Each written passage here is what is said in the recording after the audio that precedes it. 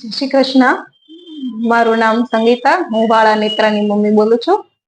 જે સ્પંદન કાર્યક્રમ યોજવામાં આવ્યો હતો, એન્યુઅલ ફંક્શન, ખરેખર ખૂબ જ સરસ હતો.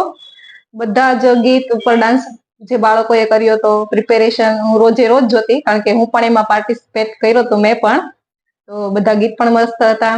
એમાં પણ ખાસ કરીને જે કરાટેનું સોંગ હતું, જે સ્કેટિંગનું જે પરફોર્મન્સ હતું, ખૂબ જ સરસ. બધા જ છોકરાઓએ સરસ પરફોર્મન્સ આપ્યું. ટીચર્સની મહેનત જો ખરેખર સ્ટેજ ઉપર જોઈ અમે કે બાળકોને એટલા સરસ તૈયાર કરવા, એટલો સરસ ડાન્સ શીખવાડવો, ખૂબ જ મહેનત વાળું કામ છે.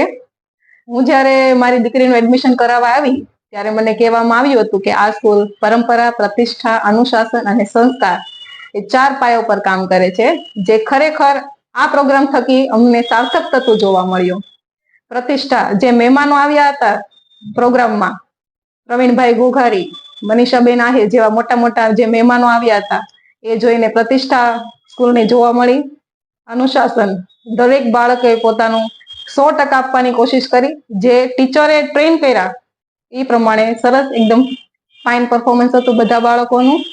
વ્યવસ્થા પણ જોરદાર. અને સંસ્કાર તો સ્કૂલના પહેલા દિવસથી જ આપવામાં આવે છે બાળકોને, કે ઘરેથી તિલક કરીને આવવું, વાલીને પગે લાગીને આવવું, ટીચર્સને જય શ્રી કૃષ્ણ કહેવાનું.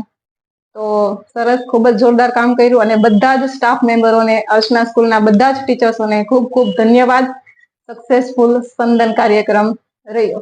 સરસ. Thank you so much.